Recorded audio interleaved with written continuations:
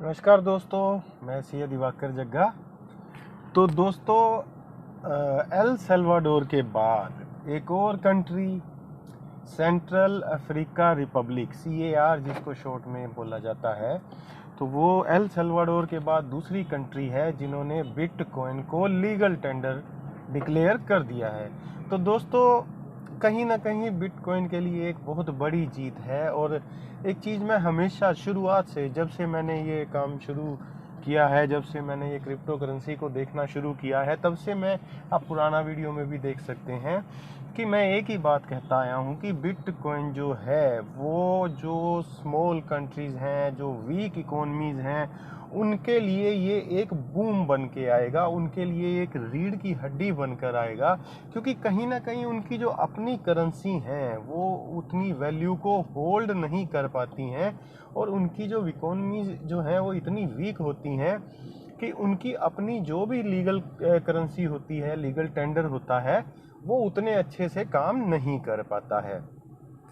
तो दोस्तों, यहाँ एक चीज़ मैं आपको एक और डिफरेंस यहाँ बता देना चाहूँगा कि लीगल टेंडर होना और रेगुलराइज होना दोनों में बहुत फ़र्क है। सबसे पहले हम बात करते हैं लीगल टेंडर की। तो दोस्तों, लीगल टेंडर का मतलब होता है जब आप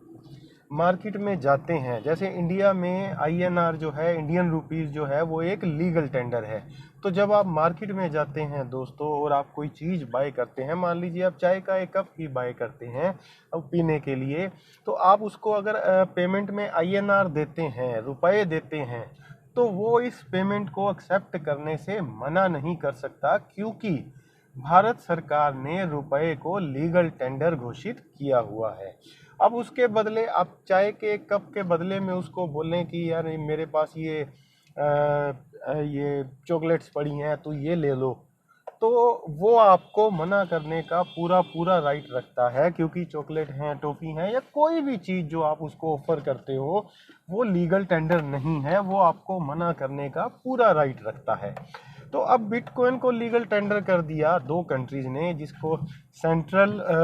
अफ्रीका रिपब्लिक और एल सल्वाडोर जो हैं। तो इसका मतलब ये हो गया कि अगर आप इन कंट्रीज में जाके,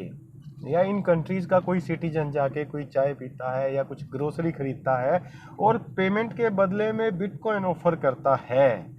तो जो सामने वाला दुकानदार है वो लीगली बाउंड है उसको लेने के लिए, उसको वो पेमेंट बिटकॉइन में लेनी पड़ेगी। तो दोस्तों, ये हो गया लीगल टेंडर। अब हम बात करते हैं रेगुलराइजेशन की। रेगुलराइजेशन जो होता है वो एक तरह से किसी भी चीज़ को रेगुलर कर देना, किसी भी चीज़ को लॉ के अंदर ले लेना, किसी लॉ के फ्रेमवर्क के अंदर ले लेना। जैसे कि इसका सीधा एग्जांपल मैं आपको बता देता हूँ कि स्टॉक मार्केट में जो स्टॉक ट्रेड हो रहे हैं, स्टॉक बहुत ही रेगुलेटेड एक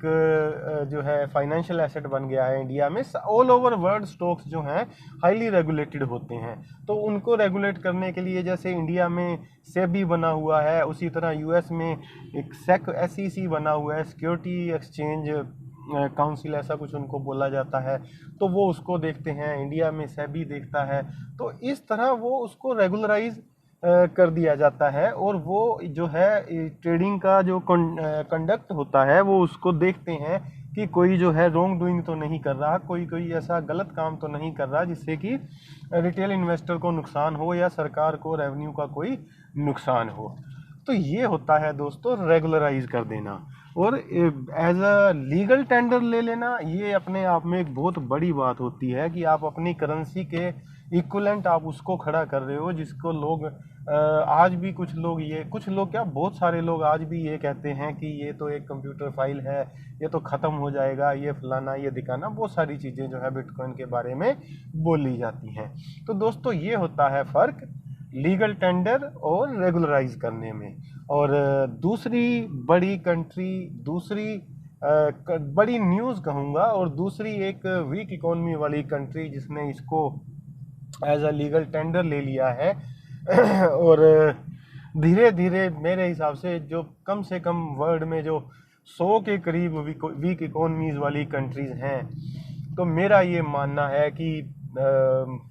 कभी ना कभी आगे पीछे करके ये सब कंट्रीज जो है धीरे धीरे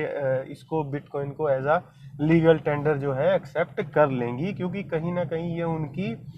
करेंसी, उनकी कंट्री के जो सिटीजन्स हैं उनको बूम देगा, क्योंकि ये मोबाइल के थ्रू भी एक तरह से आप उसमें बैंकिंग कर पाओगे। अदरवाइज इन वीक कंट्रीज़ में